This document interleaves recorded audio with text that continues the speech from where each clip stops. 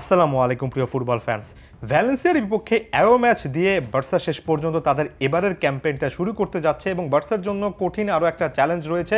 এবার হ্যান্সি ফ্লিকের অধীনে বার্সাকে যে করে হোক কামব্যাক করতে হবে, না হলে ফ্যানেরা এতদিন ধরে যে ধৈর্য ধরেছেন সেটাই কিন্তু বড় রকমের একটা বাধার মুখে পড়বে। আজকে রাতে বাংলাদেশ সময়ে 1:30 AM ম্যাচ এবং এই ম্যাচের আগেও কিন্তু না চাইলেও বার্সাকে কেন্দ্র করে কয়েকটা বিষয় নিয়ে বলতে হচ্ছে। প্রথমত, স্যালারি ক্যাপ এমন একটা ইস্যু যেটার বিরুদ্ধে গিয়ে কিংবা সেটার সঙ্গে অ্যাডজাস্ট করে লা লিগার নিয়ম মেনে বা লা লিগাকে কনভিন্স করে লাপোর্তা বোর্ড যে এবারও খুব একটা বেশি সুবিধাজনক অবস্থানে নেই সেটা স্পষ্ট হয়েছে। বেশ কয়েকজন প্লেয়ারকে রেজিস্টার করা নিয়ে বড় রকমের সমস্যায় বার্সা এখনও আছে। লাপোর্তা বোর্ডের পাশাপাশি অনেকে স্পোর্টিং ডিরেক্টর ডেকো প্রসঙ্গে বলতে চাচ্ছেন এখন পর্যন্ত ইতিবাচক পরিবর্তন ডেকো এনেছেন সেটা বলার সুযোগ নেই, বরঞ্চ বেশ কয়েকটা বিতর্কিত সিদ্ধান্তের দিকে আছেন সেটা বলার সুযোগ আছে। তারপরও বেনিফিট অফ ডাউট এখন পর্যন্ত তাকেই দিচ্ছি। আশা করছি যে সামনে কিছু না কিছু পজিটিভ অবদান রাখতে পারবেন। বেনিফিট অফ ডাউট কেন দিচ্ছি? কারণ খুব একটা বেশি রিসোর্সও কিন্তু তার হাতে ছিল না। তবে মোটা দাগে যদি বলতে চান এখন পর্যন্ত ডেকো এসে পজিটিভ কোনো কিছু তৈরি করতে পেরেছেন সেটা আমার কাছে একেবারেই মনে হয় না। হ্যান্সি ফ্লিক এই মুহূর্তে আসলে ভ্যালেন্সিয়ার বিপক্ষে কোন একাদশটা মাঠে নামাবেন সেটা নিয়ে অতিরিক্ত চিন্তা করার কথা, সেটাও হয়তো বা করছেন। তবে নেগেটিভ একটা সেটব্যাক কিন্তু পেয়েছেন, একটা নেগেটিভ নিউজ পেয়েছেন যে থিয়াগো আলকান্তারাকে সঙ্গে নিয়ে সত্যিকার অর্থে এই দলটাতে বড় রকম একটা পরিবর্তন আনতে চাচ্ছিলেন বা এখনও চান। সেই থিয়াগো আলকান্তারা কিন্তু শেষ পর্যন্ত কোচিং প্যানেলের ওই দায়িত্বটা ছেড়েছেন, অর্থাৎ সহকারী কোচ কিংবা কোচের অ্যাসিস্ট্যান্ট হিসেবে যে পদটা তাকে দেওয়া হয়েছিল আলকান্তারা সেখান থেকে সরে এসেছেন। ব্যক্তিগত বেশ কয়েকটা কারণের কথা বলেছেন, এখন পর্যন্ত ফুল ডিটেলস জানি না। তবে এটা যে হ্যান্সি ফ্লিকের জন্য বড় রকমের একটা সেটব্যাক সেটা স্পষ্টত বলা যায়।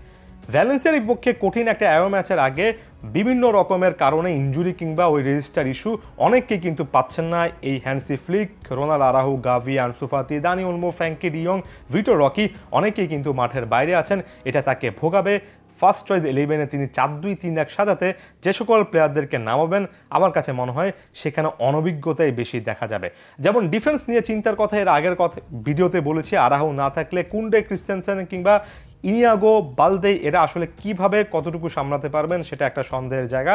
4-2-3-1-এ মাঝখানে মিডফিল্ডে বেন্ডাল এবং কাসাদোর মতো ইয়াংস্টার প্লেয়ারদেরকে হয়তোবা সুযোগ দিতে হবে। ফাইনাল থার্ডে লামিন ইয়ামাল, রাফিনা, লেভানডফস্কির সঙ্গে এ ম্যাচে হয়তোবা সেন্টার অ্যাটাকিং মিডফিল্ডার হিসেবে ইকাই গুন্দোয়ান ম্যাচটা স্টার্ট করতে পারেন। যথেষ্ট পরিমাণ কিন্তু আসলে এখানে রিপ্লেসমেন্ট বা স্কোয়াড রোটেশনের সুযোগ আছে।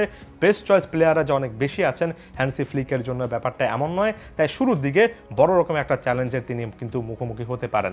তবে একই সঙ্গে আমাদের বার্সা ফ্যান হিসেবে পজিটিভিটিও কিন্তু খুঁজতে হবে। এই জিনিসটা অবশ্যই মাথায় রাখতে হবে যে হ্যান্সি ফ্লিক এমন একজন কোচ যিনি কিনে একটা দলের ওভারঅল প্রসেসে ফোকাস করেন। একটা দুটো ম্যাচের পারফরমেন্স হতাশ না হয়ে আমরা যদি তাকে সময় দেওয়ার কথা চিন্তা করি, অতিরিক্ত সমালোচনা করার আগে হ্যান্সি ফ্লিকের আগের ক্যারিয়ারটা যদি দেখে আসি তাহলে আমরা সেখান থেকে অনেক কিছু আশা জায়গা নিয়ে ব্যাপার পেতে পারি। এটা জাভি এর আগে বারবার করে বলে গিয়েছেন, যেভাবে চুলচালে বিশ্লেষণ করা হয়, রীতিমতো কোচকে নিয়ে কাটাছেড়া করা হয়, কোনো কোচই বার্সাতে নাকি এসে সেই কাজ করার এনভায়রনমেন্টটা পাবেন না। হ্যান্সি ফ্লিকের জন্য সেই পরিবেশটা নিশ্চিত করা এই মুহূর্তে বার্সা কেন্দ্রিক সকলেরই একটা প্রাইম টার্গেট হওয়া উচিত। আশা করছি হ্যান্সি ফ্লিককে সুযোগ দিলে তিনি সেখানে ইতিবাচক পরিবর্তন আনতে পারবেন। আদিওস ভিস্কা এল বার্সা।